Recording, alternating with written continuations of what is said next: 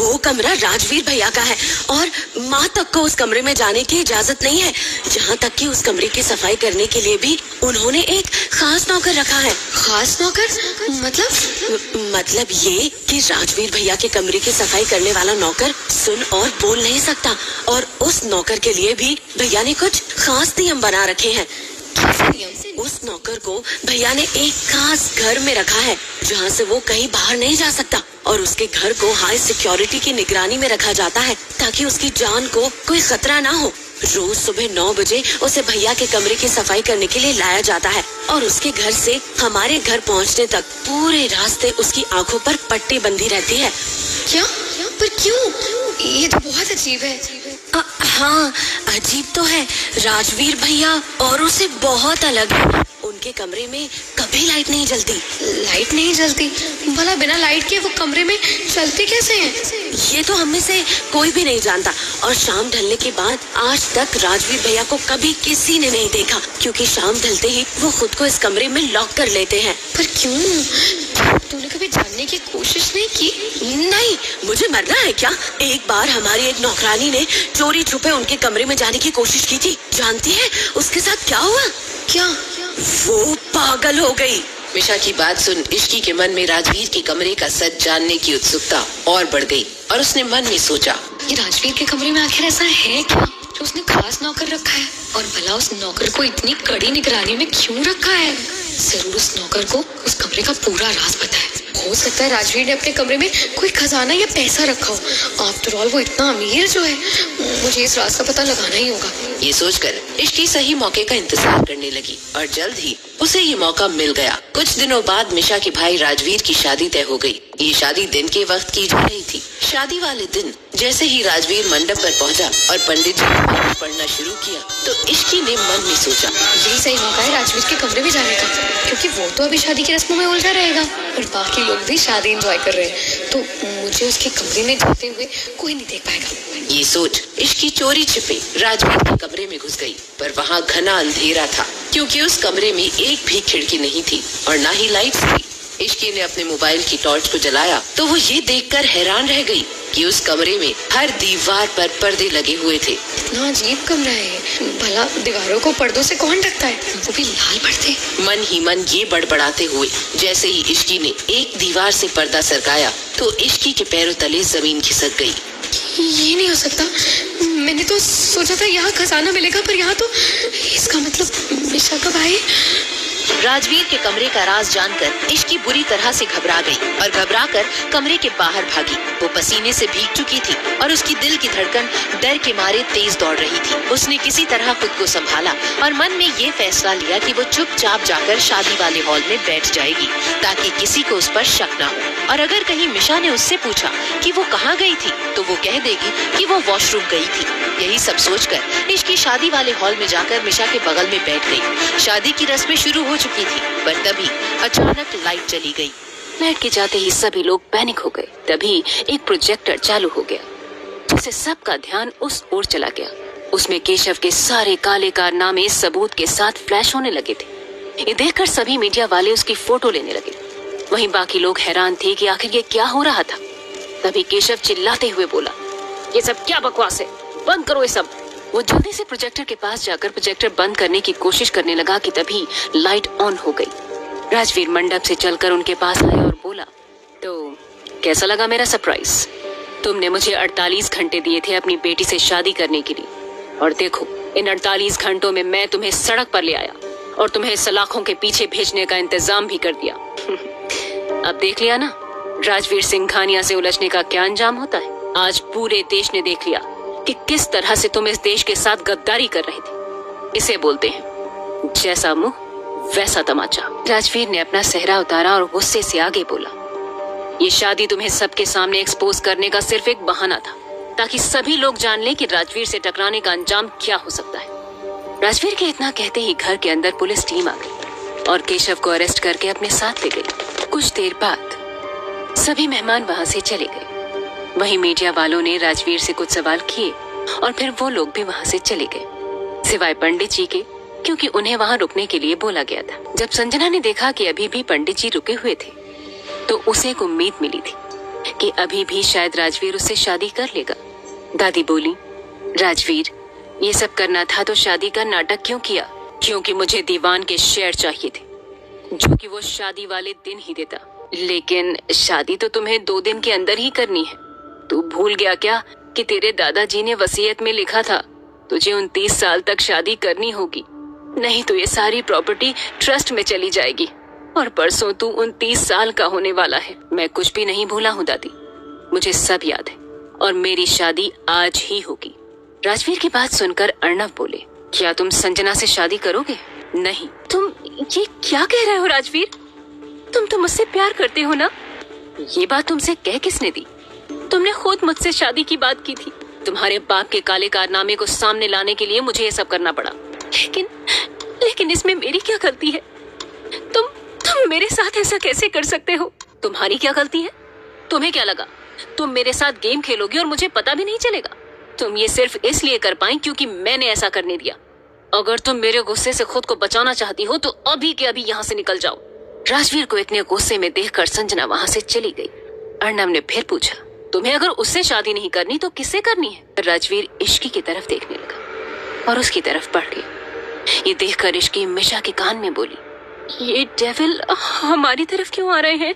इश्की और मिशा बात कर रहे थे कि तभी राजवीर उनके पास आ गया और इश्की का हाथ पकड़कर मंडप की तरफ ले जाने लगा। घर के सभी लोग ये देखकर शॉक हो गए। वहीं इश्की को कुछ भी समझ में नहीं आया। उसने कुछ बोलने के लिए राजवीर की तरफ देखा, लेकिन उसके गुस्से को देख कुछ नहीं कहा। तभी दादी हिम्मत करके बोली, राजवीर बेटा ये क्या कर रहे हो? शादी।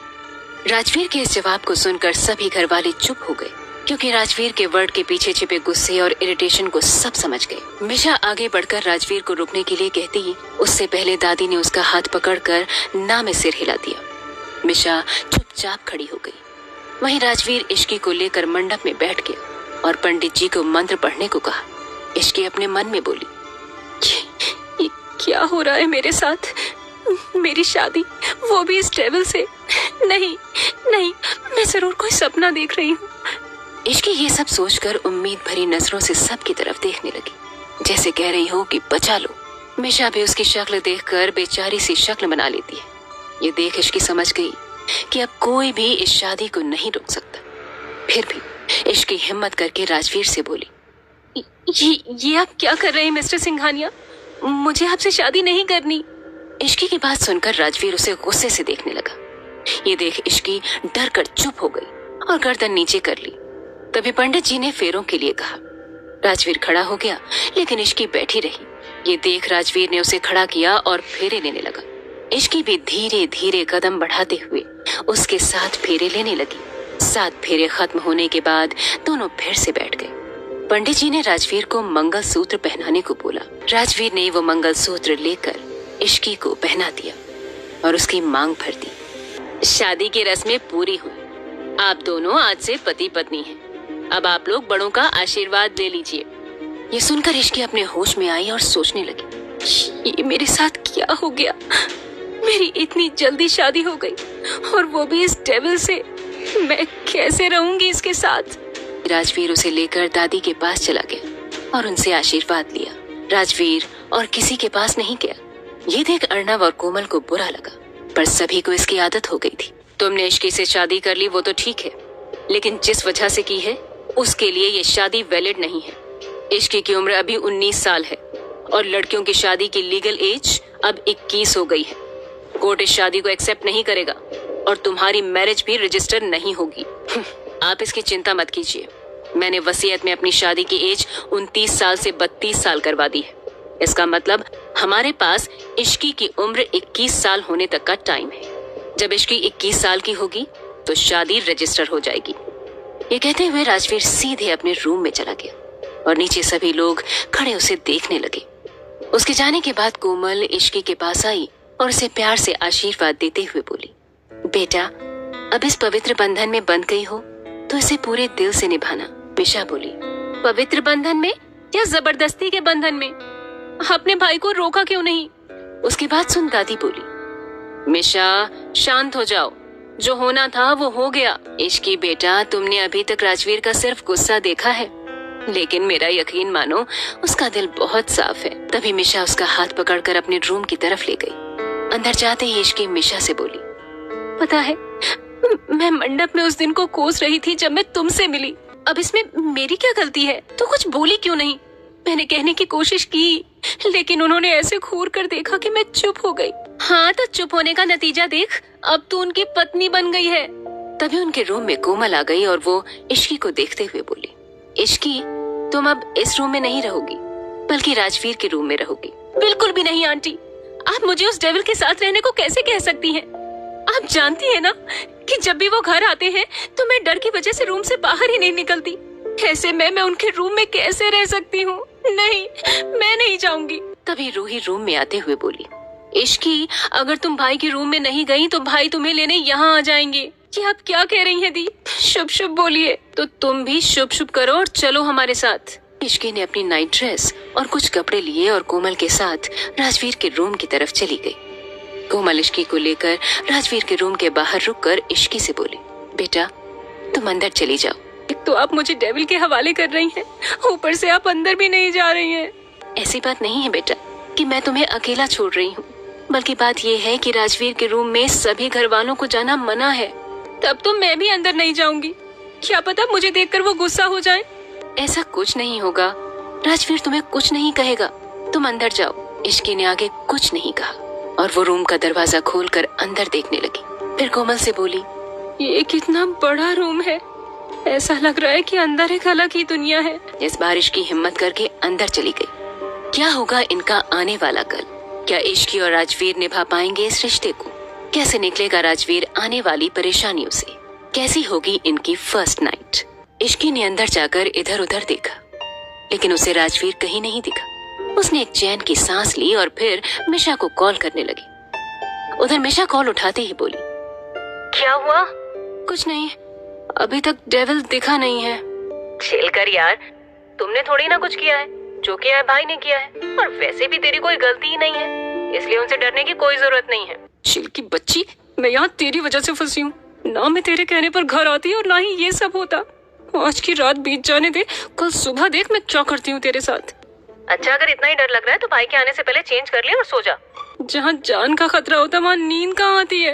अरे पागल लड़की, नाटक तो कर सकती है ना सोने का। चादर तान कर सो जा और मुझे भी सोने दे, आज के लिए इतना ड्रामा काफी था। मिशा कॉल डिस्कनेक्ट कर देती है। राजवीर अपने स्टडी रूम में कुछ काम कर रहा था, तभी उसके पास समर का कॉल आया। राजवीर के कॉल पिक करते ही समर बोला, सर संजना अपने बॉयफ्रेंड के पास गई है, मुझे लगता है वो उस रात के लिए आपको ब्लैकमेल कर सकती है। करने दो, उसके बाद जो होगा वो संजना बर्दाश्त नहीं कर पाएगी। उसने राजवीर सिंघानिया को कम आंकने की गलती कर दी है। सबसे पहले केशव दीवान के बारे में जितने भी प्रूफ्स हैं सभी को क्राइम डिपार्टमेंट को दे दो एंड मेक श्योर कि सजा लंबी हो। सर इस संजना का क्या करना है? उसे जो करना है करने दो, उसके बाद तुम्हारे पास जो फोटोज हैं उन्हें लीक कर देना। उसे भी तो पता चलना चाहिए कि वो उस रात असल में थी किसके साथ। उसके बाद राजवीर ने फोन कट कर दिया और काम पूरा कर अपने रूम में चला आया। उसकी नजर बेड पर पड़ी जहाँ इश्की सिर से लेकर पैर तक खुद को कवर करके सो रही थी। उसके आते ही इश्की कसकर अपनी आंखें बंद कर खुद से बोली, ओह गॉड, पता नहीं क्यों आज रात नींद भी नहीं आ रही है, मैं डेविल से पहले सो जाना चाहती थी। इश्की ये सब सोच रही थी कि तभी राजवीर चेंज करके आ गया। उसने इश्की के बगल में लेटकर उसी की कंबल को अपने ऊपर डाल लिया। उसके ऐसा करते ही इश्की के दिल की धड़कन तेज चलने लगी। राजवीर इश्की की तरफ पलट गया और मुंह से कंबल को हटा दिया। इश्की आंखें बंद किए हुए ही बोली, ओह गॉड, ये क्या हो रहा है? मुझे इनके रूम में आना ही नहीं चाहिए था। मिशा कहाँ हो यार, प्लीज मुझे बचा लो। राजवीर कुछ देर तक इश्की के चेहरे को देखने लगा, फिर उसके कान के पास जाकर बोला, I know you are pretending to sleep. जब राजवीर ने ध्यान से उसकी तरफ देखा कि इश्की अभी भी आंखें नहीं खोल रही है, तो वो आगे कुछ नहीं बोला और इश्की को अपने पास खींचकर उसके सिर को सहलाने लगा। राजवीर की इस हरकत से इश्की ने अपनी आंखें खोल ली और राजवीर को देखने लगी। राजवीर ने अब अपनी आंखें बंद कर रखी थी। वो खुद से बोली, डेविल तो है, लेकिन हैंडसम डेविल है, मुझे देखना बंद करो, मुझे देखने के लिए अब सारी उम्र पड़ी है, इसलिए अभी सो जाओ। राजवीर की बात सुनकर इश्की ने जल्दी से अपनी आंखें बंद कर ली। उसके बाद राजवीर ऐसे ही इश्की को अपनी बाहों में लेकर सो गए। कुछ देर में इश्की भी सो गई। सुबह का वक्त आज उसकी जिंदगी की सबसे सुंदर सुबह थी। जिसे वो प्यार करता है, इश्की उसकी बाहों में आराम से सो रही थी। थोड़ी देर बाद राजवीर फ्रेश होकर आया और देखा कि इश्की अभी भी आराम से सो रही थी, लेकिन अब उसकी पोजीशन उल्टी सीधी हो गई है। ये देख राजवीर मुस्कुरा दिया और उसके पास आकर उसके फोरहेड पर किस करते हुए बोला, गुड मॉर्निंग प्रिंसेस। ये सुनकर इश्की स्माइल करने लगी और दूसरी तरफ पलटकर सो गई। इसलिए राजवीर नीचे चला गया। बेटा तुम बैठो, मैं ब्रेकफास्ट लगा देती हूँ। इसकी कोई जरूरत नहीं है मिसेस सिंघानिया। राजवीर बाहर जाने लगा तभी लक्ष्मी देवी बोली, तुम आज कहाँ जा रहे हो राजवीर? ऑफिस। लेकिन बेटा तुम्हारी कल ही शादी हुई है और आज तुम ऑफिस जा रहे हो। अभी शादी की कई रस्में बाकी हैं। कैसी रस्में? बहुत सी रस्में होती हैं और आज इश्की की मुंह दिखाई है। इश्की की मुंह दिखाई नहीं होगी। मैं नहीं चाहता इश्की के बारे में किसी को कुछ पता चले। उसके लिए ये सेफ नहीं होगा।